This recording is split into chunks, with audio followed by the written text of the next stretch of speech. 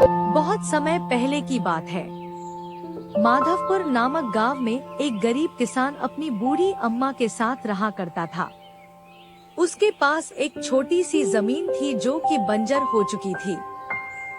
फिर भी वह दिन रात उस पर मेहनत करता था। मोहन बहुत ही मेहनती और ईमानदार था।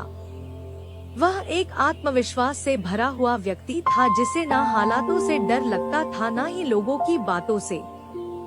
हर दिन सूरज उगने से पहले ही वह उसी आत्मविश्वास के साथ उठता और अपने खेत की ओर बढ़ता जहां सिर्फ बंजर जमीन थी, लेकिन उसके सपनों की हरियाली छिपी हुई थी।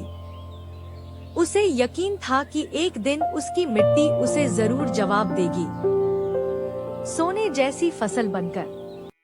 ओ बेटा मोहन, तेरे लिए मैंने जमींदार से बात कर ली है। वो तुझे अपने पास काम पर रख लेंगे। तू भी जाकर उनसे एक बार बात कर ले बेटा। अब हमारे बस की बात नहीं रही। कम से कम वहां रहकर तू अपना गुजारा तो कर पाएगा। मुझे तेरा बहुत ख्याल है मोहन, इसलिए यह कदम उठाया। जाकर बात कर ले, सब ठीक हो जाएगा।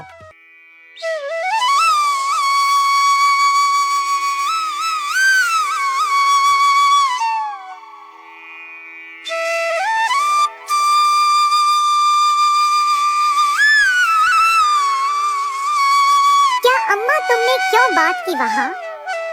मैं नहीं जाऊंगा। हमारा खुद का खेत है तो मैं दूसरों के पास क्यों काम करने जाऊं? मैं गरीब सही मगर खुददार हूँ। मैं अपनी मिट्टी में पला हूँ, उसी में पसीना बहाऊंगा।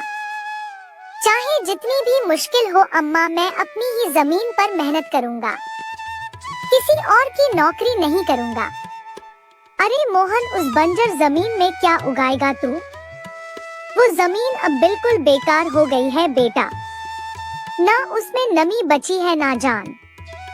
तू अपनी जिंदगी यूं ही जाया कर देगा। उस जमीन को संवारते संवारते मैं जानती हूँ तेरा हौसला बड़ा है, पर बेटा हौसले से पेट नहीं भरता। तू मेरी बात मान ले। वो जमींदार कम से कम तुझे रोज की रोटी तो देगा। अपनी जिद छोड़ दे बेटा। तू थक जाएगा पर वो जमीन कुछ नहीं देगी तुझे। अरे अम्मा, तुम बेकार में ही इतनी परेशान हो रही हो। देखना, एक दिन मैं उसी जमीन से सोना निकालूंगा। यह जमीन ही हमारी सबसे बड़ी ताकत बनेगी। मोहन खेत में काम कर ही रहा था कि तभी वहाँ पर एक आदमी आकर बोला, अरे मोहन भैया, आपको भी मानना पड़ेगा। आप फिर से इस बंजर जमीन पर मेहनत कर रहे हैं। अरे मंगेश भैया, अब क्या करें? जमीन हमसे ज्यादा मेहनत करवा रही है, पर क्या करें? धरती तो माँ समान होती है। जैसा वह चाहे वैसा ही करना पड़ता है। कभी सख्त हो जाती है, कभी चुपचाप सब सह लेती है, कभी बीज को छुपा लेती है तो कभी उसे जीवन दे देती है। हम तो बस उसके बच्चे हैं जो उसके हर रंग को अपनाना जानते हैं। थक तो जाते हैं भैया, पर जब मिट्टी की खुशबू आती है ना तो सारी थकान उतर जाती है। उम्मीद है यह माँ हमें खाली हाथ नहीं लौटाएगी। बस थोड़ा और सब्र, थोड़ा और विश्वास। आप जैसा मूर्ख तो मैंने आज तक नहीं देखा भैया। क्या सोचते हो आप?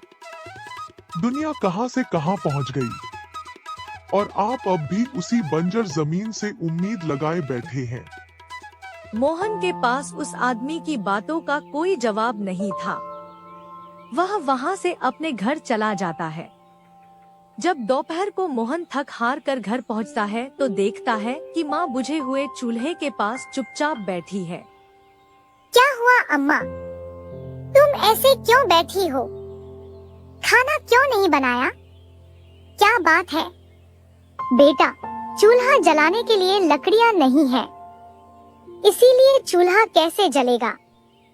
बस इतनी सी बात है अम्मा। मैं अभी जाकर ले आता हूँ लकड़ियाँ। मोहन लकड़ियाँ लाने जंगल चला